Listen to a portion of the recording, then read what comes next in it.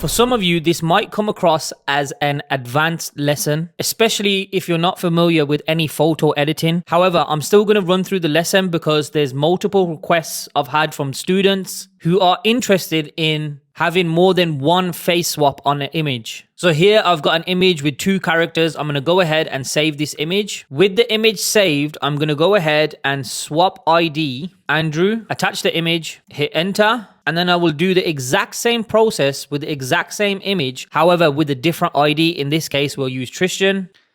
Hit enter, and we'll wait for the Insight Face Swap bot to give us our images back. Okay, so the bot has pinged both our images back, and you can see in the first image, both characters have Andrew Tate's face, and in the second image, both characters have Tristan Tate's face. From here, I'm going to save both images. With both images saved, I'm going to open a photo editing application. Now, for me, I'll be using Photoshop. If you don't have access to Photoshop, then you can use a free online photo editing software. I highly recommend you using photopea.com. For what we need to do to ensure the image has two different faces, the steps that I'll walk through within Photoshop are very similar to the steps you'll take in Photopea. Nevertheless, I'm going to go ahead and open one of the images. I've opened the first image, which is of Andrew Tate, and I'm going to change the layer in the bottom right hand corner from background into a layer 0. Then what I'll do is drag the second image into Photoshop as another layer. Here I've got the same image but with Tristan Tate's face, and it is positioned as a layer on top of Andrew Tate's. I'm going to go ahead and move this layer underneath because I actually want Tristan Tate's to appear in the background character rather than the foreground character. Then from here, with the Andrew Tate image selected, or the top layer in this case, I'm going to select this icon in the bottom corner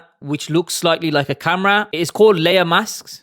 And what you'll see is a white box appear in the layer next to your image. And what this essentially allows you to do is manipulate this image to bring the image behind it out. Now to do this, I'm going to click the paintbrush or brush tool on the left hand side. And with my brush tool selected, I want to make sure that my color palette is white and black. I'm going to rotate this so it's black, increase the size of my brush. And then from there, I'm literally just going to rub out the face of Andrew Tate. And I can do this with one click. There we go. Now I have Andrew and Tristan Tate in the same image. From here, I can go ahead, hit file, export as .png or .jpeg, entirely up to you. Depending on the time of you watching this video, there either is or isn't an entire module on Photoshop. This is something I will be doing. As I've said numerous times in any AMAs that you may have tuned in, there isn't necessarily an application that can do some of the functions that Photoshop does. And as part of your creative journey, it is essential for you to have some understanding and awareness of how to use Photoshop properly. Now, with all that being said, I'd like to congratulate you on getting this far within the course. I don't necessarily believe this concludes our learning for Midjourney. There will always be updates, and when they do come, I will be creating new lessons. To ensure you never miss a heartbeat, make sure you check out the new lessons chat,